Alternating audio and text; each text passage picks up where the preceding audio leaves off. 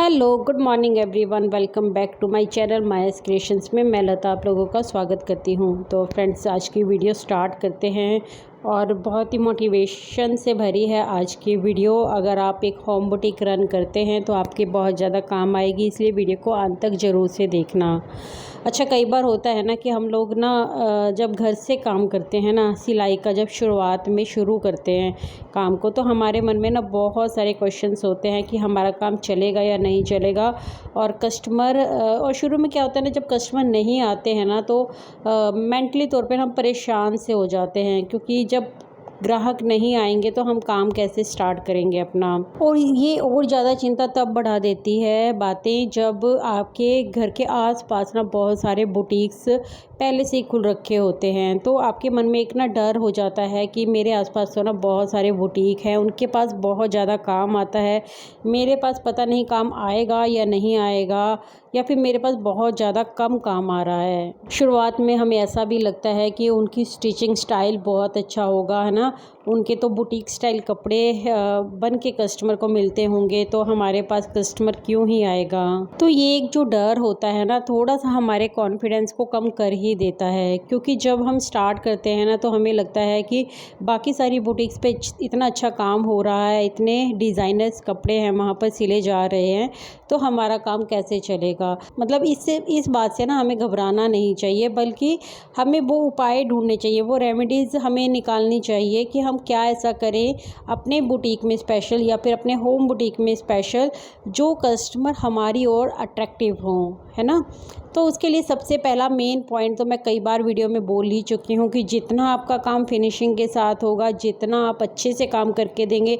देखिए, कस्टमर चाहे आपके पास डिज़ाइनर कपड़े नहीं लेके आ रहा है, वो आपके पास एक सिंपल सा सूट लेकर आया है, लेकिन उस सूट की अगर परफेक्ट फिटिंग होगी, वो सूट पहना हुआ उनकी बॉडी पे एकदम जचेगा, है ना, तो वो कस्टमर तो आपसे बिल्कुल खुश हो जाएगा ना। और वो अपने आसपास के लोगों को भी बताएगा कि एक तो इसका जो चार्जेस है सिलाई का, वो उन बुटीक के मुताबिक कम है, और दूसरा इसकी फिनिशिंग देखिए आप, इसने काम कितना अच्छे से करके दिया हुआ है, एकदम सूट है ना, मन को भा गया। क्योंकि आज के टाइम पे ना कंफर्ट भी एक बहुत बड़ी चीज़ होती है। जब तक हमें ना मतलब ऐसे कपड़े सिले हुए नहीं मिलते हैं ना जो हमारे मुताबिक एकदम कंफर्टेबल हो, हमारी बॉडी को सूट करते हों, और उनकी फिनिशिंग बनने के बाद काफ़ी अच्छी आई हो, तो ये सब भी मैटर करती हैं बातें। ऐसा नहीं है कि आपने बहुत बड़ी बुटीक खोल रखी है और काम आपका फिनिशिंग का नहीं है, लोगों की बहुत सारी कंप्लेंट्स हैं आपके लिए, तो उनका काम पहले चल भी जाए तो बाद में अपने आप डाउन होने लगता ही है। अच्छा, दूसरी तरफ एक बात ये भी होती है कि कस्टमर है ना, उनके भी दिमाग में दो तरह के ख्याल चलते ही हैं कि इसने नया नया काम स्टार्ट किया है, क्या इसके पास जाकर रिस्क लेने वाली बात हो जाती है। देखिए, क्योंकि जब भी कोई इंसान अपना एक कपड़ा लेकर आपके पास आता है ना, मान लो मार्केट से एक सूट परचेज़ करके लेकर आया है ना, तो वो कोई भी अगर कॉस्टली सूट होगा ना, वो एकदम से आपके पास बिल्कुल भी नहीं आएगा, ये सच्ची बात है। वो अपना पहले ना, अगर उसके दिमाग में आया भी है कि उसको थोड़ा चार्जेस कम करवा के आपसे सूट सिलवाना है, तो वो अपने घर के सूट को सिलने के लिए आपको दे के जाएगा, है ना, जो उसको घर पे पहनने हैं, जिसमें कोई वर्क नहीं है, बिल्कुल सिंपल सा सूट है। लेकिन आपके पास वो एक बहुत बड़ी अपॉर्चुनिटीज़ होती है कि अगर आपने उसका वो सिंपल सा सूट भी एकदम बढ़िया से सिल के दिया है ना, तो आपके पास वो रास्ते खुल जाते हैं कि वो अपना महंगा सूट भी फिर आपके पास सिलवाने के लिए आएगा ही आएगा। तो इसीलिए हमेशा अपने काम को 100% दें, है ना, चाहे आपके पास सिंपल सा सूट ही क्यों ना आया है, उससे आपको डीमोटिवेट नहीं होना है। आज आपके पास सिंपल आ रहे हैं, कल आपके पास और बढ़िया डिज़ाइनर सूट भी आएंगे। अगर आप सिंपल सूट अच्छे से सिल सकते हो तो डिज़ाइनर सूट सिलना बहुत बड़ी बात नहीं होती है, क्योंकि किसी भी सूट में देखिए एक परफेक्ट फिटिंग का होना सबसे बड़ी बात है, मतलब वही महत्व बात है। जैसे एक कहते हैं ना कि किसी ने पार्लर का कोर्स किया हुआ है ना, मान लीजिए, तो उसमें बहुत सारी चीज़ें आती हैं, फेशियल है, वैक्सिंग है, मैनिक्योर पेडिक्योर, बहुत सारी चीज़ें हैं ना उसके अंदर। लेकिन जिसको थ्रेडिंग अच्छे से बनानी आती है ना, उसका काम बेस्ट माना जाता है। मैंने तो यही सुना है अपने आसपास। तो जिसको थ्रेडिंग आती है ना, उसको ऐसा माना जाता है कि इसके पार्लर में चलना चाहिए, इसकी थ्रेडिंग बहुत अच्छी है, ये थ्रेडिंग बहुत अच्छी बनाती है। तो ये एक पहचान बनती है। इसी तरीके से सिलाई के काम में क्या है ना, अगर आपने परफेक्ट फिटिंग को देना सीख लिया ना, चाहे वो सूट हो या ब्लाउज़ हो, अगर वो परफेक्ट फिटिंग आ रही है ना सामने को, तो फिर वो देखिए वो 4 अपनी सहेलियों से भी यही बात करेगी कि इसकी फिटिंग है ना जो बहुत परफेक्ट है। और ऊपर से उससे तो चार्जेस उन बाकी महंगी महंगी बुटीक से इसका चार्जेस भी कम है। तो फिर वो आपके पास अपने साथ साथ 10 कस्टमर और भी लेकर आएगा। तो इससे आप जो आपके आसपास हाई फाई बुटीक्स हैं भी ना, तो उसका असर आपके काम के ऊपर नहीं पड़ेगा, बिल्कुल भी नहीं पड़ेगा। देखिए हर इंसान अपने कर्मों का ही खाता है। आपके भाग्य में जितना लिखा है काम, वो आपके पास आएगा ही आएगा। और अगर आपकी निष्ठा अच्छी है, आपकी मेहनत बहुत अच्छी है, आप अपने काम को 100% देते हैं ना, जो यूनिवर्स है ना वो भी आपकी ओर उन सब चीज़ों को भेजेगा ही भेजेगा। तो इसीलिए अपनी मेहनत पर विश्वास रखिए। आपके आसपास कितने भी हाई फाई बुटीक हो, उनसे आपको घबराना नहीं है। आपको अपने काम को अच्छा बनाना है। तो इसीलिए आपका काम भी फिर आपके लिए रास्ते खोलता ही जाएगा। देखिए फ्रेंड्स, हर किसी हाउसवाइफ के लिए बाहर जाकर काम करना पॉसिबल नहीं होता है। उसके ऊपर ना कई सारी बाउंड्रीज हैं जो वो लगा दी जाती हैं शादी के बाद।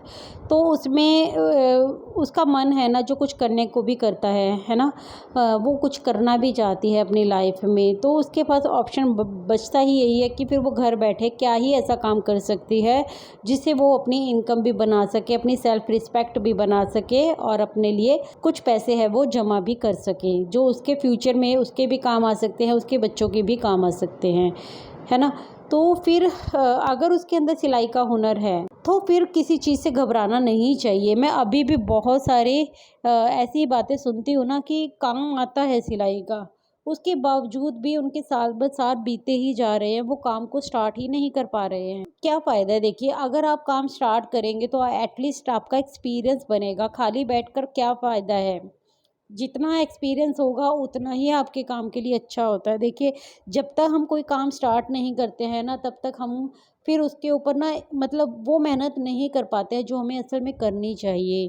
तो इसीलिए काम चाहे छोटा हो या बड़ा हो, चाहे आप अभी पूरी तरीके से उस काम के अंदर उतर भी नहीं पा रही हो, आपके बच्चे छोटे हैं, आपकी अभी अभी शादी हुई है या और भी आपकी मजबूरियां हो सकती हैं, तो आप उसको 101% नहीं दे पा रही हैं, कोई बात नहीं, लेकिन आप एक्सपीरियंस के तौर पर वो काम को स्टार्ट तो करिए। खाली बैठने से अच्छा है आपको कुछ ना कुछ अनुभव लाइफ में होता ही जाएगा और अपनी जो स्किल्स है उसको भी आप निखार पाओगे। क्योंकि सिलाई का काम बेशक कुछ मानने वाले लोग छोटा मानते हो, लेकिन ये अपने आप में छोटा काम नहीं है, ये बहुत बड़ा काम है। ये घर बैठी उन औरतों का सहारा है जिनको घर बैठे ही, जो कहीं नहीं जा सकती है ना, उनके लिए एक बड़ा बिजनेस तैयार कर सकता है। और जिसको थोड़ा बहुत बाहर जाने की अनुमति होती है, देखिए वो तो लाखों करोड़ों में इसका बिजनेस है जो वो ग्रो अप कर ही लेते हैं। चलिए अब बात कर लेते हैं उन कस्टमर की जो आप लोगों को ना बहुत ज़्यादा परेशान करते हैं। परेशान कैसे करते हैं कि मान लीजिए, देखिए एक तो कस्टमर के दिमाग में ना पहले से ही फिट होता है, जो भी घर से काम कर रहा होता है ना, उसको वो थोड़ी महत्व कम देते हैं और उसमें आपका भी योगदान होता है कहीं ना कहीं पे। अगर आप पहले दिन से ही, जब से आपने काम स्टार्ट किया है, आप ऐसा एक रूल बुक अपना लिए बना लीजिए कि कभी किसी को उधारी देना ही नहीं है, उधारी करना ही नहीं है।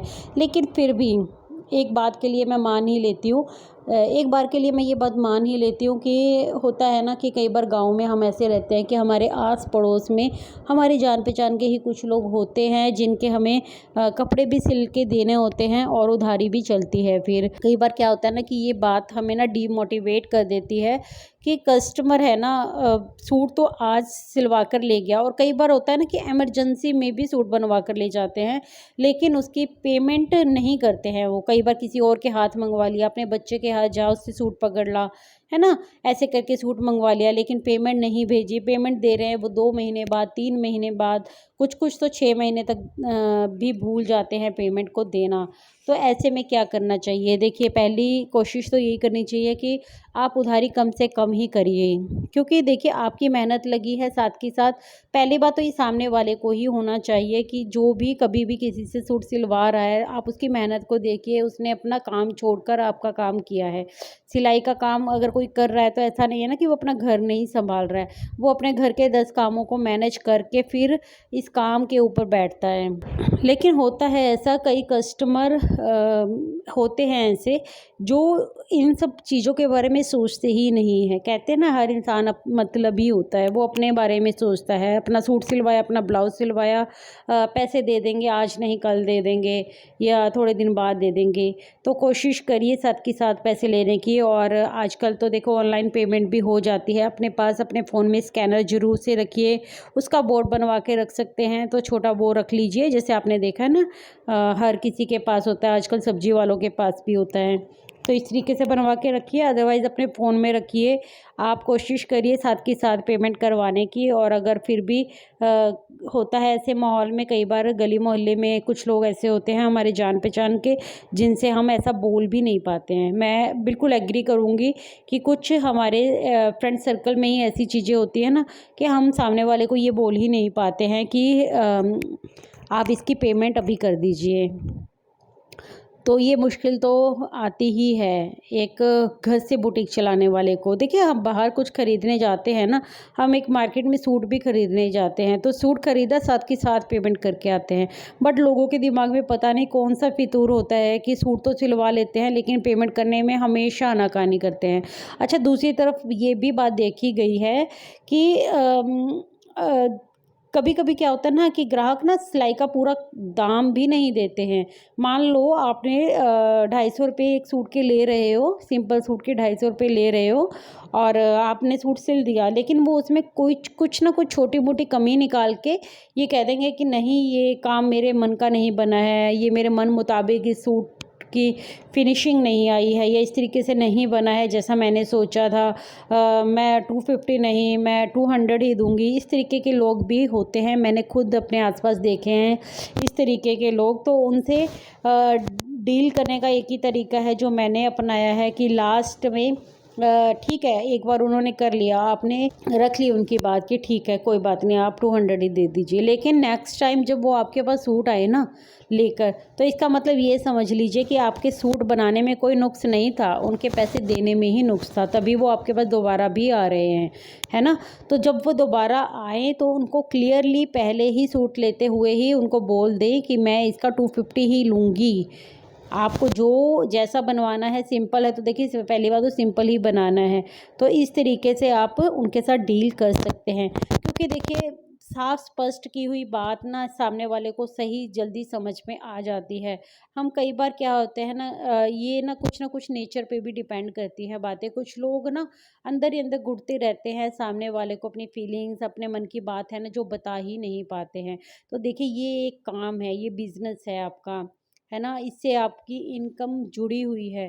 तो अगर यहाँ पर आप थोड़ी बहुत भी आनाकानी करेंगे ना, तो सामने वाले आपके फ़ायदा उठा के चले जाएंगे, आपसे छोटे मोटे काम भी ऐसे ही मुफ्त में करवा कर जाते रहेंगे और आप फिर कुछ नहीं कर पाओगे। इसलिए छोटे छोटे इन हैबिट्स को अपने अंदर पहले ही डेवलप कर लीजिए कि आपको कस्टमर के साथ डील कैसे करनी है, तो फिर वो आपके को सिलाई का पूरा दाम भी देकर जाएंगे और आपसे उधारी भी नहीं करेंगे।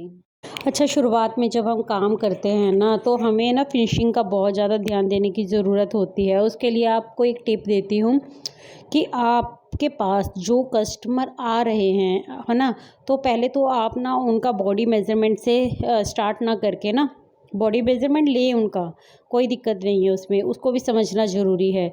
लेकिन आप उनका ना नाप का सूट ज़रूर से लें या नाप का ब्लाउज़ ज़रूर से लें। एक तो एक फ़ायदा होगा कि आपको सिलने में आसानी होगी। दूसरा फ़ायदा ये होगा कि जो वो नाप का आपके पास लेकर आएँगे, या वो किसी बुटीक से बना हुआ है, वो दूसरे किसी कारीगर से बना हुआ है ना, तो आप उसके अंदर छोटी छोटी चीज़ों को नोट डाउन कर सकते हैं। उसकी फिनिशिंग कैसी है, कहाँ कैसी सिलाई ली गई है, और गले को कैसे फिनिशिंग दी गई है, बाजू को कैसे फिनिशिंग दी गई है, फिटिंग किस तरीके से डाली गई है, ब्लाउज़ है तो प्लेट्स किस तरीके से लगाई गई हैं। तो ये छोटी छोटी बातें हैं ना, आप अपने माइंड में भी सेट कर सकते हैं, आप अपनी डायरी में भी नोट डाउन कर सकते हैं। आपको बहुत ज़्यादा हेल्प मिलने वाली है इस तरीके से, अगर आप कस्टमर के लाए गए नाप के दिए गए सूट को, ब्लाउज़ को अच्छे से मतलब जांचेंगे, ठीक है। तो उससे ना आपको 2 फ़ायदे होंगे। आपका जो सूट आपके क्लाइंट का बन के जाएगा वो भी आप प्रॉपर फिटिंग के साथ बना सकोगे, हेल्प होगी आपकी उसमें भी। और दूसरा, आपको फिनिशिंग का पता चलेगा कि दूसरी बुटीक्स में कैसे काम किया जाता है, दूसरे लोग किस तरीके से किस चीज़ को बनाते हैं। क्योंकि देखिए, शुरुआत में हर एक चीज़ का पता नहीं होता है, वो धीरे धीरे हमें एक्सपीरियंस के साथ ही आती है। तो इस तरीके से ना आप इस टिप को ना ज़रूर से फॉलो करना, अगर आप शुरुआत में काम को स्टार्ट किया है, या आपको कुछ चीज़ें, देखिए हमें ना हमेशा लाइफ में कुछ ना कुछ सीखने को मिलता ही रहता है। हर एक इंसान से कुछ ना कुछ सीखने को मिलता है। तो जो दूसरा इंसान काम कर रहा है ना, उससे भी कुछ ना कुछ सीखने को मिलेगा आपको। तो इस तरीके से आप उनके ना दिए गए कपड़ों को ज़रूर से देखें, उनको उल्टा करें, सूट को उल्टा करें, ब्लाउज़ को उल्टा करें, और देखें कि किस तरीके से फिनिशिंग दी गई है हर एक चीज़ में, ताकि आप अपने काम को बेहतर बना सकें। जब आपका काम बेहतर होगा ना, तो आपका नाम अपने आप बनेगा। वो बड़ी बड़ी बुटीक्स है ना जो, उनसे अलग आपका एक दर्जा बनेगा। उन लोगों के माइंड में एक बात जाएगी, इसका काम बहुत बढ़िया है। जिसका काम बहुत बढ़िया होता है ना, उसका नाम भी एकदम बढ़िया ही बनता है। फिर लोगों में उसकी पहचान है ना खुद ब खुद बन जाती है। क्योंकि कहते हैं ना कि इंसान का काम ही उसकी पहचान होता है। तो इसलिए अपने काम को बेहतर बनाएंगे ना, तो ऐसा हो ही नहीं सकता है कि कस्टमर आपके पास लौट कर ना आए, या फिर आपके पास कस्टमर लेकर ना आए। फ्रेंड्स, बहुत ही छोटी छोटी लेकिन बहुत इंपॉर्टेंट बातें मैंने आप लोगों को आज बताई हैं। तो ये मेरी छोटी छोटी टिप्स एंड ट्रिक्स आपके अगर कुछ भी काम आए तो इस वीडियो को लाइक ज़रूर दीजिएगा। वीडियो पसंद आई हो तो कमेंट करके मुझे बताइएगा भी। और वीडियो को लाइक करना ना आप बिल्कुल भूल जाते हैं, वीडियो पूरी देख जाते हैं लेकिन वीडियो को लाइक नहीं करते। तो प्लीज़ से लाइक कीजिए, मुझे भी मोटिवेशन मिलता है कि मुझे पता चलता है आपको वीडियो पसंद आ रही है। तो चैनल पर नए हैं तो चैनल को सब्सक्राइब भी कर लीजिए। मैं मिलती हूँ आपसे अपनी कल की वीडियो में। तब तक के लिए फ्रेंड्स, आप रखिए अपना ढेर सारा ख्याल। वीडियो देखने के लिए थैंक्स फॉर वॉचिंग गाइज़।